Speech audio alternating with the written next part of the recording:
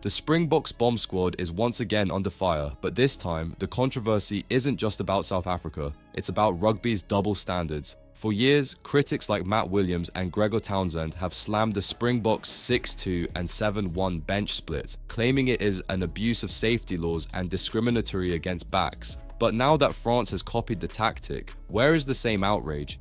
South Africa's use of a 6-2 bench played a pivotal role in their 2019 World Cup victory, and in 2023 they took it a step further with a 7-1 split against the All Blacks in the World Cup warm-up game. The Boks dominated New Zealand 35-7 and later used the same strategy in key World Cup matches, including their final win over the All Blacks. Yet, despite proving its effectiveness, critics kept calling for the tactic to be banned. Williams went as far as to say it is against the spirit of the game and fuels match-defining power to scrummaging. Townsend, who has used a 6-2 bench himself, voiced his own misgivings about teams fielding 2 forward packs and took his concerns to a World Rugby event in London.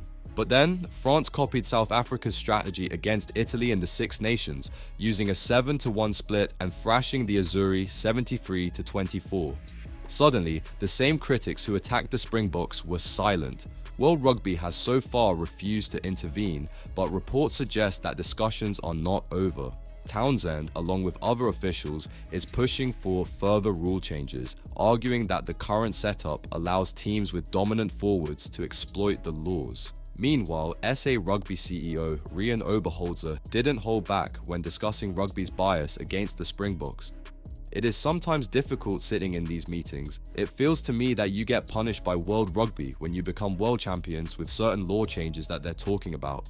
World Rugby is currently researching how tactical replacements impact injury risks, and the topic is expected to be revisited in future discussions. Critics like Keith Wood have even suggested reducing the number of substitutes to just 4 players, ensuring that teams can't rotate an entire forward pack. But why wasn't this debate happening before France copied the Boks? Why is it that when South Africa dominates, the laws suddenly need changing? So, is the bomb squad just too effective for its own good? Or is this another example of rugby's hypocrisy, where the Springboks are treated differently from other nations? Let's know what you think in the comments. Should World Rugby ban the 7-1 split? Or is this just bitterness from teams that can't handle South Africa's dominance?